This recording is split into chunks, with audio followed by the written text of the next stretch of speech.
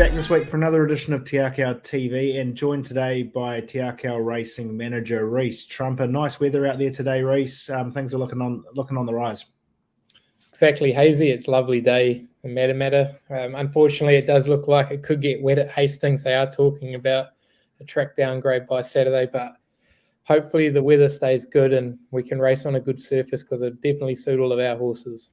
Excellent. Well, we've got some pretty cool racing action to look forward to this week. We've got a blockbuster card there at Te Rapa on Friday with some nice horses, and then we've obviously got runners at Hawke's Bay and there at Riccarton, and one there at the Valley on Friday night, and last start one at Bellatrix Star. Do you want to start with her? She runs around in the Group 3 Scarborough Stakes, drawn barrier 8 with Mick D on board.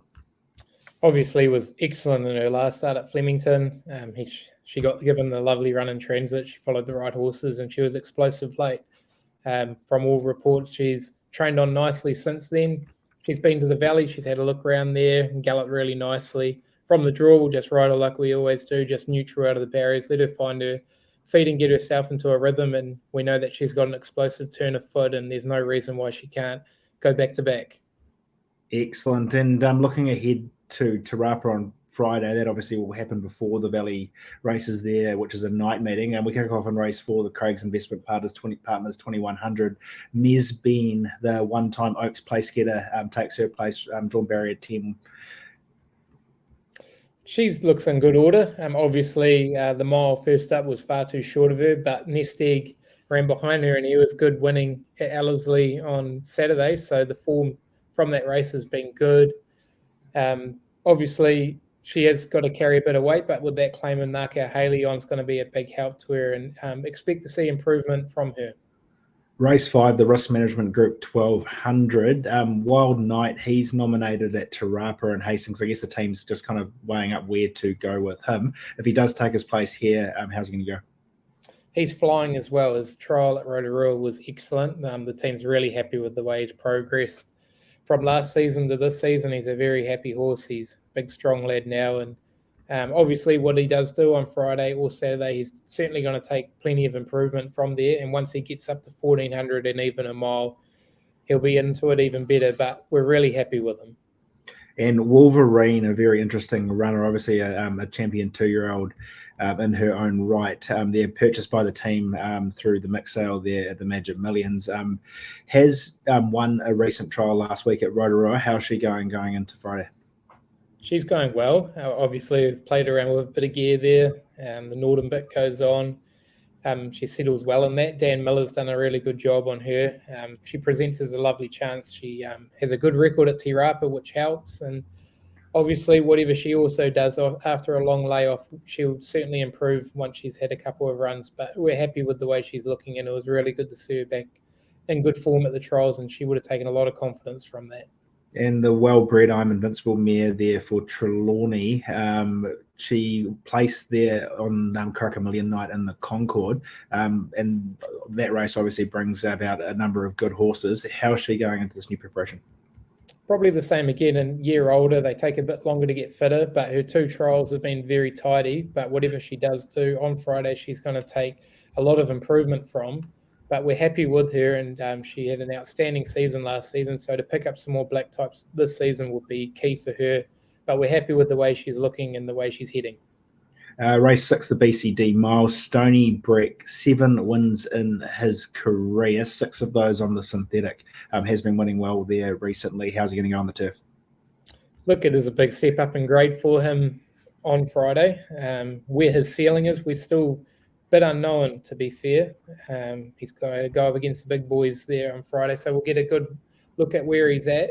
But Matt Cartwright's obviously come to New Zealand and ridden terrific, so we're happy to have him aboard. But like I said, he's still a bit unknown in this type of class. And I believe has won at Te Rapa as well in the past. Elegant Lady draws barrier 11 with Jessica Allen on board.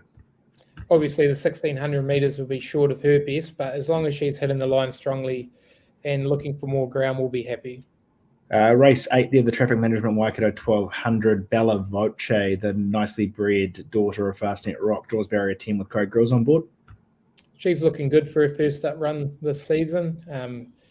Obviously, whatever she does do also, she's going to take a lot of improvement from, but Sam and Mark have these horses ready to go when they go to the races first up, so expect her to run a really bold race.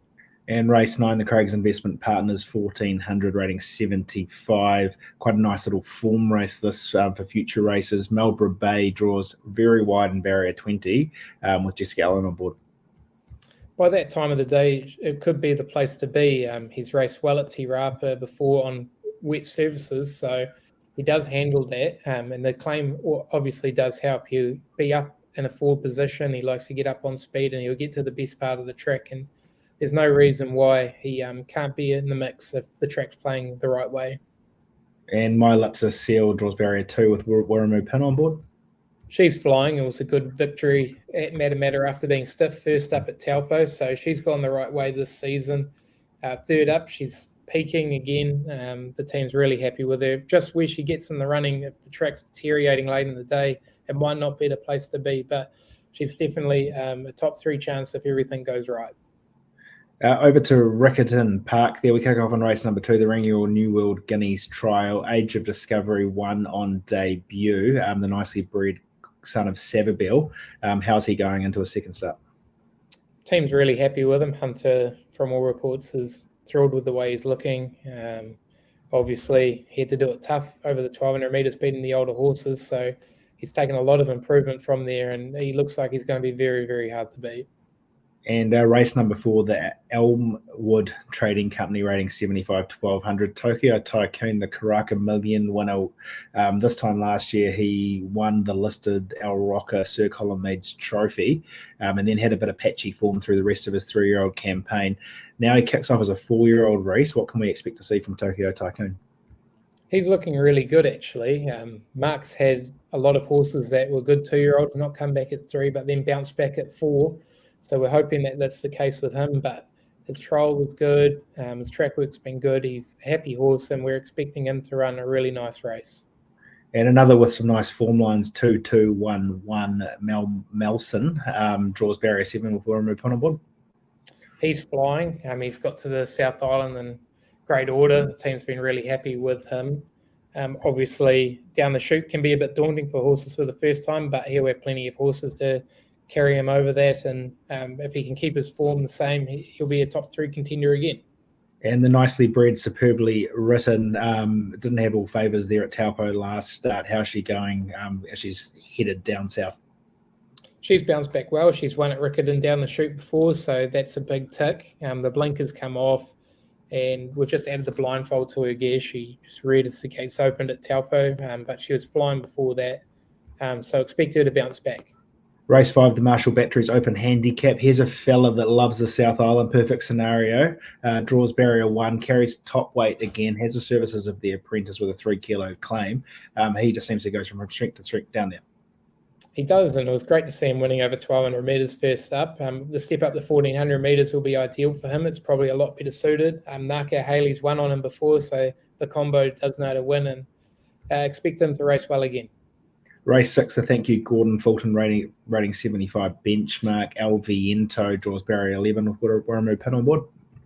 It's hard for him going 1,200 to a mile, but we give him that trial last week, and he was good. He just missed out on that 75 1,400 metre race, but from the draw, we'll just let him find his feet, relax. The way he races the mile will suit him, and expect him to be right in the finish. And race number 7, the Waimakariki Business North Canterbury Cup.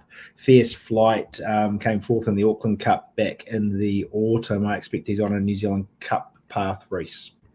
That is the plan. His sectionals last start were excellent. He ran the quickest last 8, 6, 4 and 200, so you couldn't have asked for any more from him. Obviously, stepping him up and more trip now suits, but even the 2,000 metres could still be a bit sharp for him, but certainly going the right way. And across to the Hawke's Bay there, we kick off in race number 3 there, the Robin McTaggart Cup. We've spoken about Wild Knight already, so we'll skip past him and talk about race number 5, the Group 2 AHD Animal Health Direct Hawke's Bay Guineas. 3-year-old set weight conditions, 1,400 metres. The Colt Unbridled Joy ran a good race their last start in the Wanganui Guineas. And how's he going heading down to the Hawke's Bay? Really happy with him. If any rain is about, he's certainly one that will enjoy it. His work, we worked him up on Monday with Opie, and Opie was absolutely thrilled with him. So from that draw, he should get into a nice position. Obviously, he is a bit of a lad, and we didn't know how he was going being a colt into his first up run, but he certainly put his hand up, and there's no reason why he couldn't run well again with Opie on. Well, hopefully he can put his hand up here and head down further south for 2,000 guineas and other races. Captured by Love was really good there in the Gold Trail. She ran second behind Alabama Lass.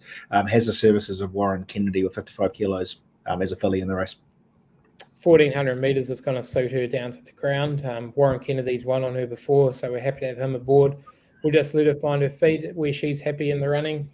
But obviously the 1,400 metres is going to suit her, and she looks like she's going to be very, very hard to beat, as the market would suggest.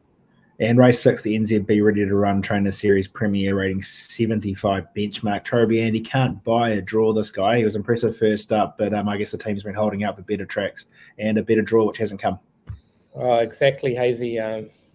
Poor horse. But look, we'll be there on Saturday. He's going 5.5 weeks between races. He's fresh and happy. The horse is flying. He looks great.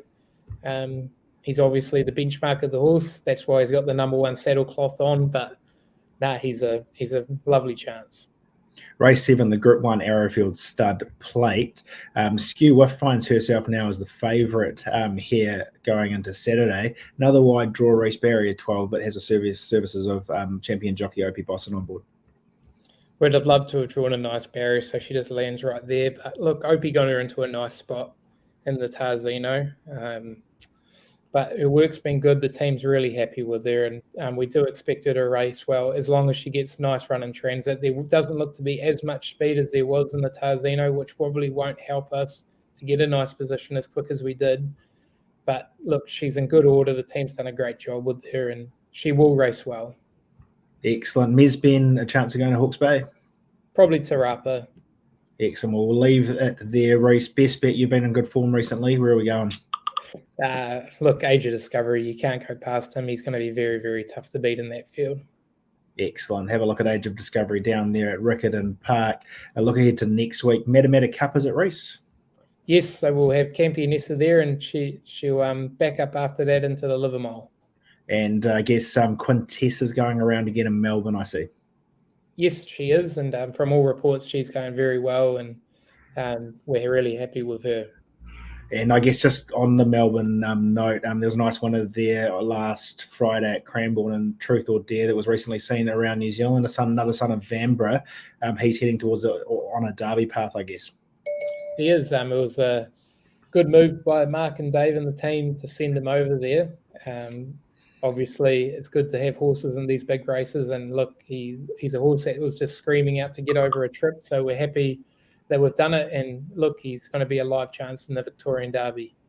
Excellent, Reece. Well, thank you for your time. And I guess we'll catch up again with you sometime soon.